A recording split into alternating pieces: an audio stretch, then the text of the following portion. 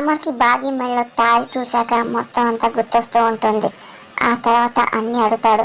రాతోడేమో మీకోసం పిల్లల కోసం రెండో భార్య అయింది సార్ అని రాతోడు చెప్తూ ఉంటాడు. అలాగే పిల్లలు ఒకదాని తర్వాత ఒకళ్ళందరూ మొక్కులు తీర్చుకుంటూ ఉంటారు. అమర్ ఇంకా చాలా బాధపడుతూ ఉంటారు. మీరు పిల్లల ప్రాణంగా బతుకుతుంది అని మిస్సం గురించి రాతోడు చెప్తూ ఉంటాడు. ఇంకా అమర్ అంతా గుర్తెచ్చుకుంటూ ఉంటాడు. మరి విషయం ఎందుకు చెప్పలేదు రాతోడ్?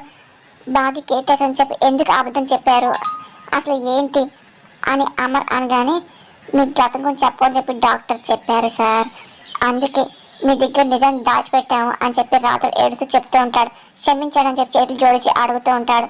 కానీ అమర్ ఇంకా చాలా బాధపడుతుంటారు. సార్ మీకేం కాలేదు కదా సార్ అని ఇంకా అంటూ రాత్రి అడుగుతుంటాడు. కానీ అమర్ ఇంకా చాలా ఫీల్ అవుతూ ఉంటాడు. కట్టుకున్న భార్య అయ్యి గతం మర్చిపోయిన నా ముందు కేటకి నటించిందా, నన్ను సార్ని పిలిచిందా, కళ్ళ ముందు కట్టుకున్న వాడిని నేను ఉన్నాను, నాకు విషయం చెప్పలేక బాగి ఎంత బాధపడి ఉంటుందో నాకు తెలియకుండా ఎంతలా ఏడ్చుంటుందో అని అమరంగానే అవును సార్, మీరు గతం మర్చిపోయినప్పటి నుండి మిస్ అమ్మ నరకం చూస్తుంది అని చెప్పి ఏడుస్తూ రాత్రి చెప్తూ ఉంటాడు. ఇంకా అమర్ ఇంకా బాగిని అలాగే గమనిస్తూ ఉంటాడు. ఆ బాధ మనసులోనే భరిస్తూ మిమ్మల్ని పిల్లల్ని కంటి రెప్పలా కాపాడుకుంటుంది సార్ అని ఏడుస్తూ రాత్రి చెప్తూ ఉంటాడు. ఆ మాటలో ఇంకా అమర్ ఇంకా చాలా బాధపడుతుంటాడు. నేను ఎంత చెడ్డవాడిని రాత్రి కట్టుకున్న భార్యని కన్నబిడ్డను మర్చిపోయాను అని అమర్ అనగానే లేదు సార్, ఇది విధి ఆడిన నాటకం, ఇందులో మీకు తప్పేమి లేదు సార్, ఇప్పటికైనా ఆ దేవుడు కరుణించి మీకు గతాన్ని గుర్తు చేశాడు కదా సార్, దేవుడు మన పట్ల తప్పు చేసిన ఆ తప్పుని సరిదిద్దుకున్నాడు కదా, మమ్మల్ని మిమ్మల్ని మామూలు మనిషి చేశాడు కదా, నాకు చాలా సంతోషం ఉంది సార్ అని చెప్పి రాతోడు అన్న మాటలకి రాతోడు నాకు మాత్రం చాలా బాధగా ఉందని అమర్ ఫీల్ అవుతూ ఉంటాడు. ఇన్నాళ్ళు నేను ఎంతో కోల్పోయాను, బాగి పిల్లల్ని బాధ పెట్టాను అని చెప్పి ఫీల్ అవుతూ ఉంటాడు. ఇంకా అలాగే అమర్ అనగా అనుకోవద్దు, మీరు గతాన్ని మర్చిపోయినా మీరు అందరినీ బాగా చూసుకున్నారు కదా సార్ అని రాతోడు నాకు చెప్తూ ఉంటాడు. అవును రాతోడు, నాకు బాగికి ఒక పాప పుట్టింది కదా, తను ఎక్కడుంది అమర్ అనగానే ఆ పాప మీ దగ్గరే ఉంది సార్, తను ఎవరో కాదు సార్, బుజ్జమ్మ మీ పాప సార్ అని చెప్పి రాజు అన్నమాట. అమర్ ఇంకా సంతోషపడుతుంటాడు. అంటే బుజ్జమ్మ నా కూతురా అని చెప్పి ఇంకా అమర్ అడుగుతుంటాడు. అవును అని చెప్పి ఇంకా రాతోడు అంటూ ఉంటాడు. ఇంకా అమర్ ఆలోచిస్తూ ఉంటాడు. బుజ్జమ్మ పుట్టడం, అలాగే ఆ తర్వాత బాగి తనకు దూరం అవడం, ఆ తర్వాత మళ్ళీ ఇంకా అమర్ అనుకోకుండా బుజ్జని ఫస్ట్ అనవసరంగా కలవడం, అంతా ఒకదాని తర్వాత అన్ని అమర్ గుర్తెచ్చుకుంటూ ఉంటాడు. ఇంకా చాలా బాధపడుతుంటాడు. ఆ తర్వాత బుజ్జమ్మ తాన్ని గట్టి హక్ చేసుకొని విష్ చేయడం, అలాగే అన్ని గుర్తెచ్చుకుంటూ ఉంటాడు. మీరే కంటెంట్ అని చెప్పేసి బుజ్జమ్మ కూడా తెలిసిపోయింది సార్ అని చెప్పి ఇంకా రాతోడు అంటూ, కాకపోతే మిస్సమ్మలాగే బుజ్జమ్మ కూడా మీ ముందు బయటపడలేదు అంతే అని రాతగానే ఏంటి బుజ్జమ్మ మళ్ళీ పుట్టిన అరుంధతి కదా అని తన్ని గుర్తుపట్టలేకపోయిన రాతోడు అని చెప్పి అమర ఏడుస్తూ ఉంటారు. తన్ని కూతురు అయింటుంది, మీ మనసులో ఉండబట్టే కదా సార్ బుజ్జమ్మ దగ్గర అయ్యారు మీరు అని రాతోడు అనగానే లేదు రాతోడు, గతం మర్చిపోయిన నేను చాలా దూరం వెళ్ళిపోయాను అమర్ అనగానే మళ్ళీ మీ కుటుంబం దగ్గర అయ్యారు, మీ భార్య పిల్లలకి మీరు గుర్తొచ్చారు కదా సార్ అని ఇంకా రాతోడు అనుకుంటూ ఉంటాడు. ఆ తర్వాత ఏమో అవును సార్ గుర్తొచ్చిందంటే ఆ మనవరి గురించి కూడా అంత గుర్తొచ్చి ఉంటుంది కదా అని చెప్పేసి ఇంకా అనుకుంటూ అవును సార్, అవును మీకు అరుంధతి మేడం సంవత్సరం కోసం కొడైకెనాల్ వెళ్ళారు కదా, అక్కడ మీకు యాక్సిడెంట్ అయింది కదా అని చెప్పి రాతోడు గుర్తు చేస్తూ ఉంటాడు.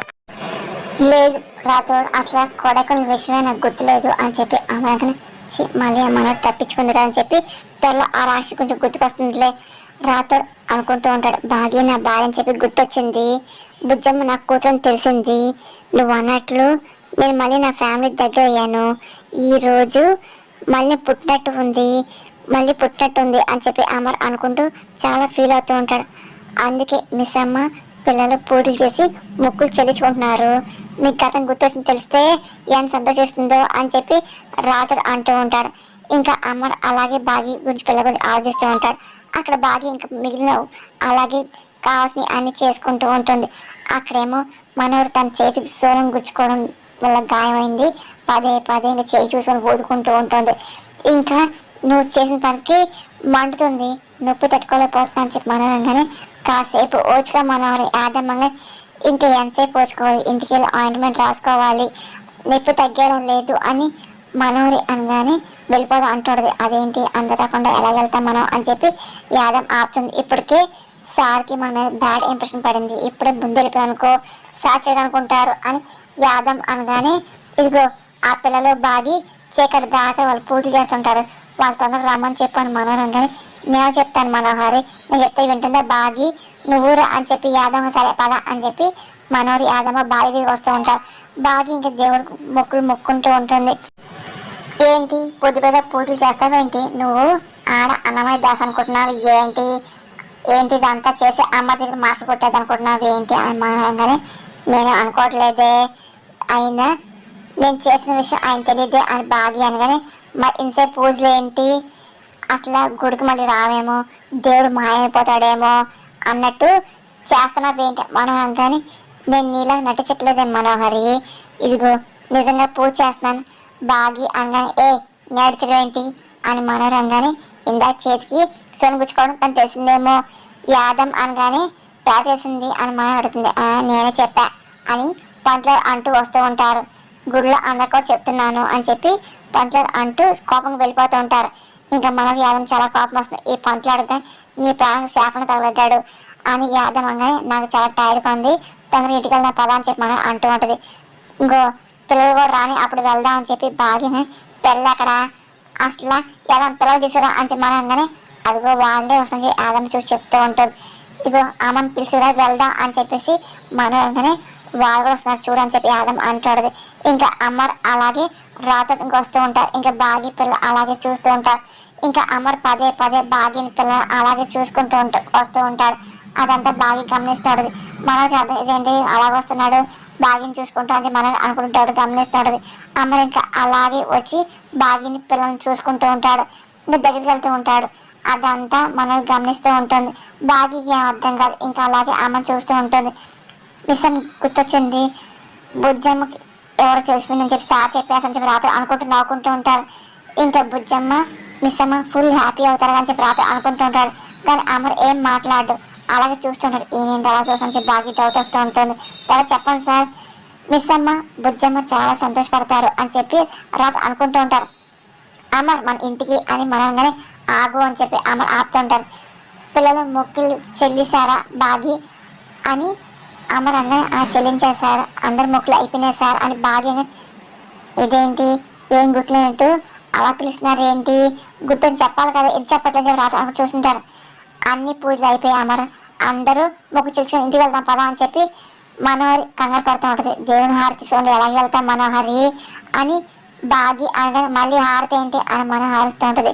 మంగళహారతి తీసుకున్నాక వెళ్ళాలి కదా అని బాగి అనగానే అవును మిస్సమ్మ చెప్పిందే కరెక్ట్, హారతి తీసుకుని వెళ్దాం పదండి అని చెప్పి అమర్ అంటూ ఇంకా బుజ్జమ్మ చేయి పెట్టుకొని ఇంకా మెట్లు ఎక్కుతూ ఉంటాడు.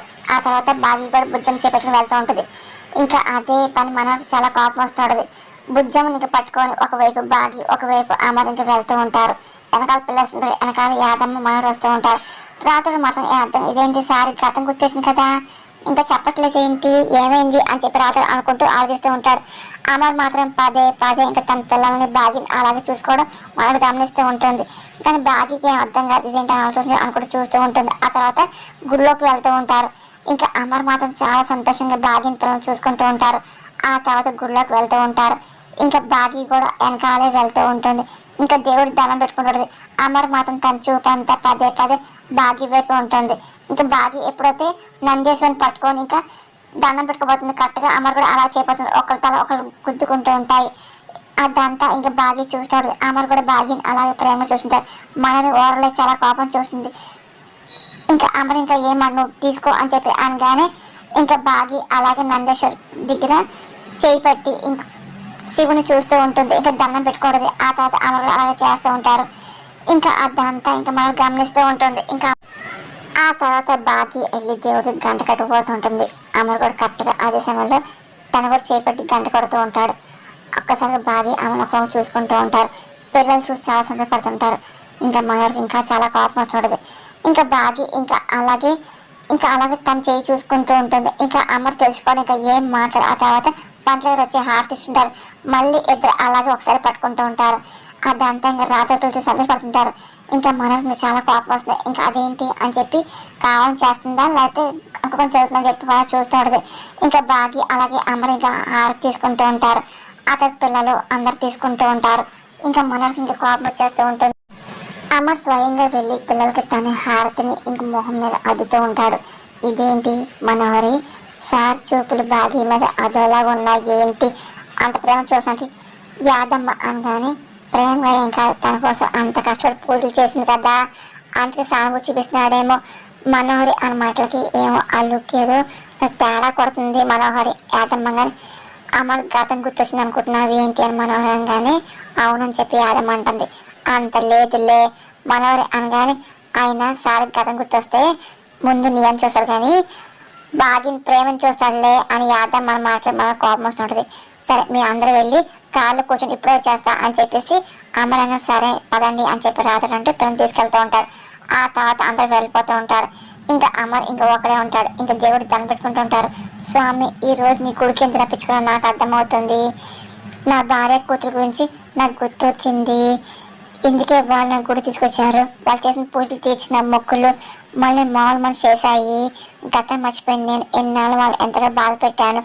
నేను బాగా చూసుకుంటాను నేను అనుకుని నెరవేక అప్పుడు నేను కూడా పెద్ద మొక్కు తీర్చుకుంటా అని చెప్పి అమర్ వెనక తిరుగుతుంటాడు. అక్కడ రాతోడు ఉంటాడు. ఏంటి రాతోడు అని చెప్పి ఇంకా అమర్ అడుగుతూ ఉంటాడు. దాని రాతోడు ఇంకా ఏం మాట్లాడుతుంటాడు. నువ్వు వెళ్ళేదేంటి అమర్ అనగానే నాకేం అర్థం కావట్లేదు సార్ అంత ఆయమయంగా ఉంది అని రాతోడు అనగానే దేని గురించి అమర్ అడుగుతూ ఉంటారు. మీరు మిస్ అమ్మ గురించి గుర్తొచ్చింది కదా బుద్ధని తెలిసింది మరి వాళ్ళతో ఎందుకు వాళ్ళకి నిజం చెప్పట్లేదు అని రాత అనగానే ఇప్పుడే చెప్పదలుచుకోవాలి రాతోడని అమర్ అనగానే చెప్తే సంతోషపడతారు కదా సార్ రాత అనగానే నాకు గతం గుర్తొచ్చిందంటే సంతోషించే వాళ్ళతో పాటు షాకర్ ఉన్నారుగా అని అమర్ అనగానే ఎవరు సార్ రాత అంటూ ఉంటారు. నాకు తెలీదు కానీ నాకు ఎవరు శత్రువులు ఉన్నారని చెప్పి నాకు అనిపిస్తుంది. నన్ను చంపిన హంతకులే నన్ను నీళ్ళ వెంట యాక్షన్ చేయని చెప్పి నాకు అనిపిస్తుంది. వాళ్ళ నుండి నాకే కాదు నా భార్య పిల్ల కూడా థ్రెట్ ఉందని చెప్పి నాకు అనిపిస్తుంది. అమర్ అనగానే సూపర్ సార్ మీరు కరెక్ట్గా ఆలోచిస్తుందని చెప్పి రాత్రి అనుకుంటూ ఉంటారు. వాళ్ళు నాకు దగ్గరగానని చెప్పి వాళ్ళు నాతో నాటకాలు ఆడని చెప్పి నాకు అనిపిస్తుంది. అప్పుడు ఇంకా అమర్ అనగానే అవును ఆ మనోహరి రణవీరు మేక వాళ్ళ పులిలాగే ఉన్నారు మీ చుట్టూ ఉన్నారు వాళ్ళే మీ శత్రువు అని చెప్పి రాత్రి అనుకుంటూ ఉంటాడు. వాళ్ళెవరు తెలుసుకోవాలి రాతాడు అని చెప్పి అమ్మని నేను చెప్తూ వాళ్ళు కనిపెట్టి వేటాడి నన్ను నా కుటుంబాన్ని కాపాడుకోవాలి. అప్పటి వరకు నాకు బాగా ఎవరు గుర్తొచ్చింది బుజ్జమ్మ అసలు తెలిసిపోయిందని చెప్పేసి ఎవరికి తెలియకూడదు నువ్వు కూడా చెప్పకు అని చెప్పి అమ్మరంగానే సరే సరే నేను ఎవరు చెప్పను అని చెప్పి రాత్రి నవ్వుకుంటూ ఉంటాడు. ఇంకా అమ్మరు ఇంకా ఎలాగైనా సరే తన శత్రువు తెలుసుకొని చెప్పి ఇంకా ప్లాన్ వేస్తూ ఉంటాడు.